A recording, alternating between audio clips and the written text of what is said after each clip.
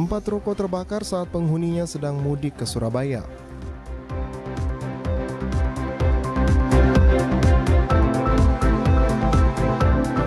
Tim sepak bola di wilayah Manokwari Raya mengikuti seleksi tim U20 untuk Kejurda dan Prapon 2023.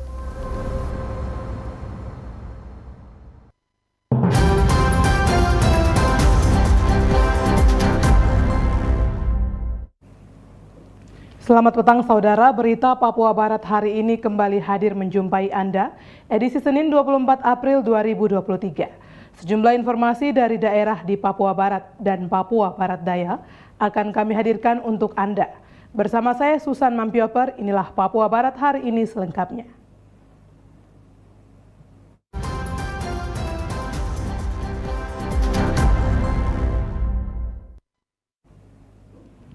Empat ruko yang berada di Jalan Sungai Kamundan, kilometer 10 Kota Sorong, Papua Barat Daya terbakar.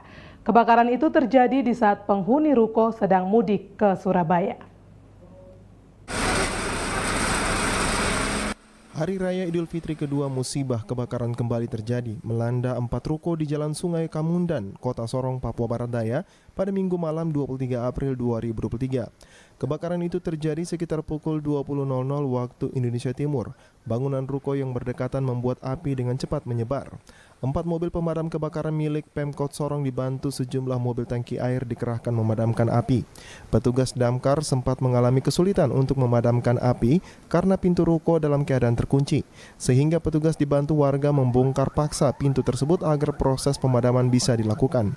Saksi mata dalam kejadian itu Bambang, selaku Ketua RT, mengatakan kebakaran 4 ruko itu berawal ada titik api yang berasal dari lantai 2, sehingga dengan cepat warga kemudian melaporkan kejadian itu kepada pihak kepolisian. Petugas damkar berhasil memadamkan api, namun asap hitam tebal masih terlihat menyebar ke bangunan lain. Penyebab kebakaran pemilik ruko dan toko penjual alat listrik diketahui sedang mudik lebaran, sehingga diduga ada arus pendek. Kejadian kebakaran ini tadi itu ada sumber api dari lantai 2. Kalau nggak ada lantai 2, lantai 3 ya.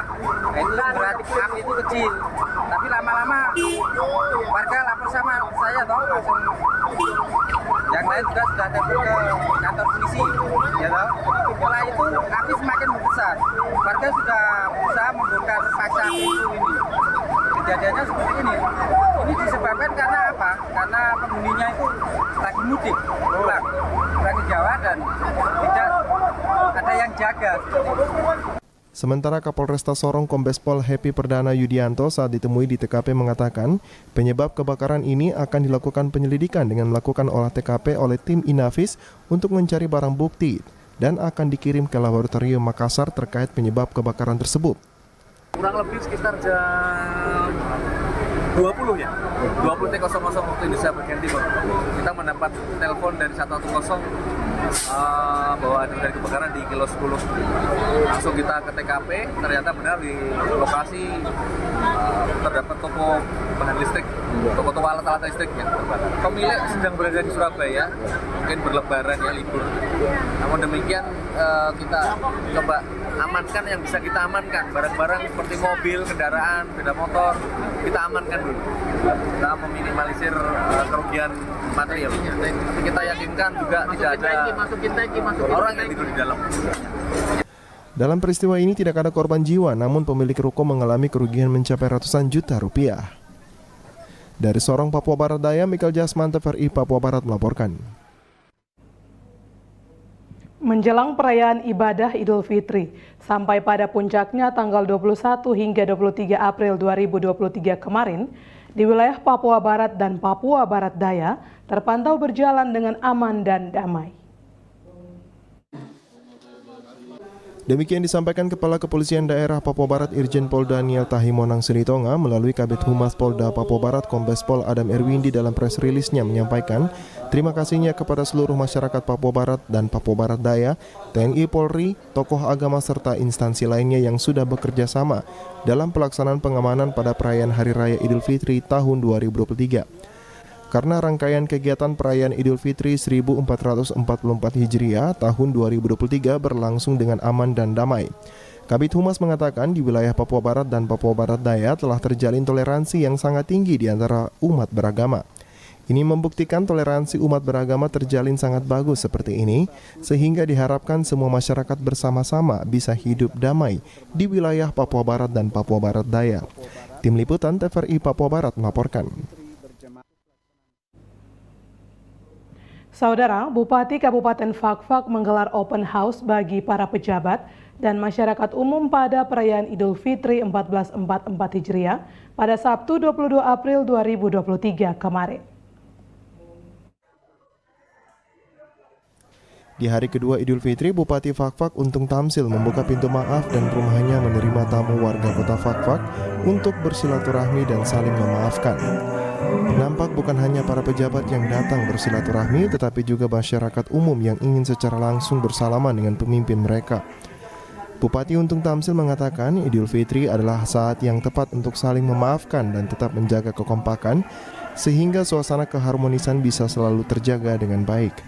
Kesempatan baik ini di 1 Syawal 1444 Hijriah tahun 2023 kami menyampaikan permohonan maaf dan kami mengimbau mari kita jaga terus kekompakan, kebersamaan kekeluargaan kita dengan nilai toleransi yang luar biasa sekali di Fak-Fak untuk bersama-sama dapat membangun Kabupaten Fak-Fak yang lebih terdepan, sejahtera, nyaman, unggul, dan mandiri yang merupakan sebuah visi dan juga misi pemerintah dan seluruh masyarakat Kabupaten Fak-Fak. Lebih lanjut, Untung Tamsil menghimbau agar dengan semangat toleransi yang tinggi di Kabupaten Fak-Fak, masyarakat dan pemerintah bisa hidup bersama untuk mewujudkan visi misi pembangunan Fak-Fak. Saat ini kita dihadapkan dengan berbagai permasalahan bangsa, negara, daerah.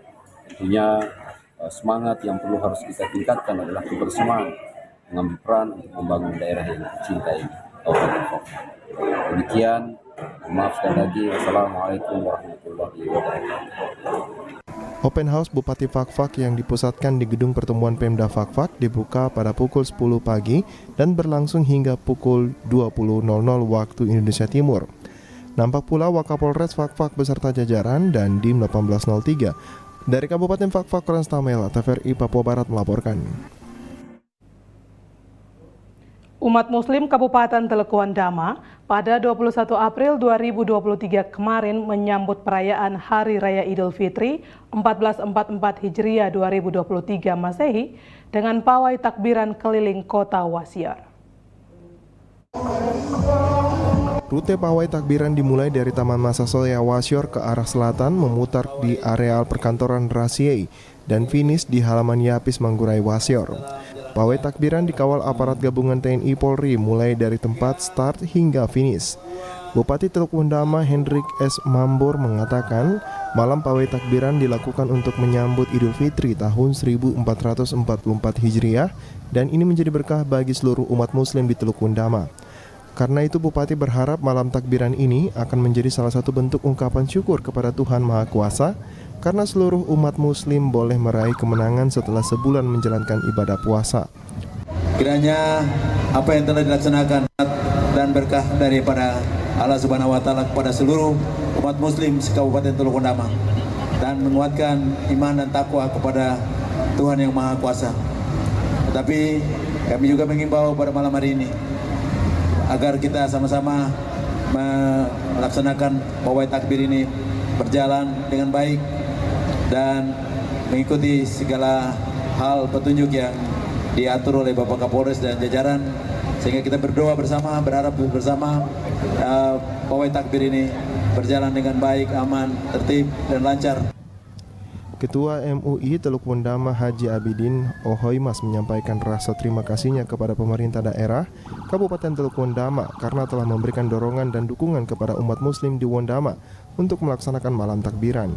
Ia juga mengapresiasi TNI Polri, pimpinan gereja dan Ketua Klasis GKI Wondama dan juga Ketua DAP wilayah Teluk Dama yang mendukung pelaksanaan malam takbiran sehingga bisa berjalan aman dan lancar. Saya menyampaikan rasa terima kasih saya kepada yang pertama pemerintah daerah Kabupaten Teluk Dama yang telah memberikan dorongan dan dukungan kepada warga masyarakat Islam untuk melaksanakan takbir keliling pada malam hari ini.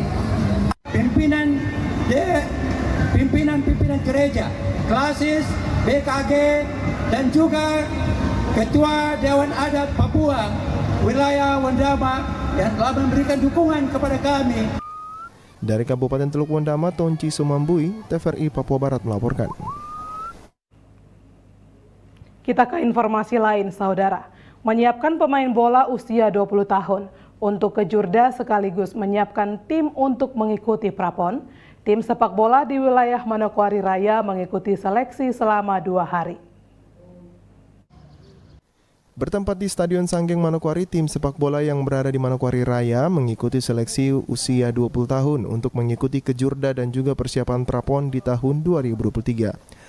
Beberapa tim yang mengikuti seleksi yaitu Doberai FC, Kamasan FC, Acemo FC, Bayangkara FC, Rembos, Warpramasi, dan Biriosi. Proses seleksi semua tim akan ditandingkan selama 2 hari. Dari hasil pertandingan akan dinilai pemain-pemain dari setiap tim. Ketua Komunitas Peduli Sepak Bola Manokwari, Luis Rumaikewi, mengatakan pertandingan yang dilaksanakan saat ini bertujuan melakukan seleksi pemain-pemain sepak bola umur 20 yang akan berlaga di kejurda dan juga prapon. Hal ini dilakukan sebagai bentuk pembinaan generasi muda yang memiliki prestasi di bidang sepak bola. Ketua Komunitas Peduli Sepak Bola Manokwari, dalam ini kita bikin pertandingan ini, turnamen ini atau kegiatannya pagi hari ini karena mengingat pemain muda ini sangat banyak. Tujuan daripada ini bahwa mau ikut kejurda untuk menyeleksi pemain-pemain yang nanti mau masuk kejurda dan mengikuti prapon. Ditambahkan Ketua Komunitas Peduli Sepak Bola Manokwari, Luis Rumaikewi, dari hasil seleksi ini akan terpilih pemain-pemain yang berpotensi untuk dibentuk tim yang akan mewakili daerah dan juga berlaga di kejurda serta prapon tahun 2023 mendatang. Ya, dari hasil ini kan kita melihat pemain-pemain yang berpotensi supaya kita memilih mewakili Kabupaten Manokwari atau Kota Manokwari untuk ajang kejurda dan prapon. Karena ini menjadi momen untuk mereka. Pertandingan yang dilaksanakan selama 2 hari, semua tim akan bertanding. Pada hari pertama akan dilaksanakan pertandingan selama 6 kali, dan semua tim akan saling mengadu taktik dan strategi untuk mencapai hasil yang terbaik. Jimmy Tabisu, TVRI Papua Barat melaporkan. Saudara, toleransi yang tinggi dan kebersamaan diyakini akan menjadi modal dasar dalam rangka membangun kepariwisataan di Kabupaten Fakfak, yang juga sebagai leading sektor pembangunan daerah Kabupaten Fakfak. Sebagai daerah tujuan wisata di Papua Barat, Kabupaten Fakfak memiliki berbagai destinasi wisata, wisata bahari dan wisata prasejarah yang sangat unik dan menarik. Ada juga wisata alam yang jika dikelola dengan baik melalui gerakan ekonomi kreatif, diyakini akan mendongkrak kehidupan masyarakat menjadi lebih baik. Bupati Fakfak Untung Tamsil di sela-sela menjamu tamu saat open house hari kedua Lebaran mengatakan, pariwisata Fakfak dijadikan leading sektor pembangunan Kabupaten Fakfak dengan program pendekatan gerakan pariwisata ekonomi masyarakat atau Gempar Emas dengan bermodalkan destinasi wisata yang beraneka ragam seperti wisata pantai bahari, wisata alam, dan prasejarah. Lebih lanjut, Untung Tamsil menekankan bahwa Kabupaten Fakfak menjadikan pariwisata sebagai leading sektor. Tentu, kata Bupati, peran ekonomi kreatif masyarakat akan tumbuh di setiap wilayah destinasi wisata, sehingga akan mendorong ekonomi rakyat menjadi lebih baik. Gempar Emas merupakan sebuah brand pemerintah Kabupaten Fakfak, yaitu mendorong pariwisata kita, yang mana pariwisata Fakfak ini hampir semua ada. Bicara tentang laut, dengan keanekaragaman baharinya, ekosistemnya, dan juga bicara tentang di darat dengan alam yang begitu indah, tapi juga ada sejarah-sejarah pariwisata atau nilai sejarah budaya, sejarah tentang peninggalan penjajahan, termasuk nilai kearifan lokal budaya, satu tugu, 3 batu, toleransi kita yang luar biasa. Ini merupakan sebuah aset besar. Bupati Untung Tamsil optimis dengan bertumbuh dan berkembang pariwisata di Kabupaten Fakfak, maka Kabupaten Fakfak akan menjadi salah satu kabupaten di Provinsi Papua Barat yang menjadi sentral pengembangan pariwisata setelah Raja Ampat yang kini sudah menjadi bagian dari Provinsi Papua Barat Daya. Dari Kabupaten Fakfak, Frans Tamela, TVRI Papua Barat melaporkan. Informasi tadi sekaligus menutup jumpa kita pada Papua Barat hari ini, edisi Senin 24 April 2023. Mewakili seluruh kerabat kerja yang bertugas, saya Susan Mampioper undur diri dari hadapan Anda. Terima kasih atas kebersamaan Anda, sampai jumpa.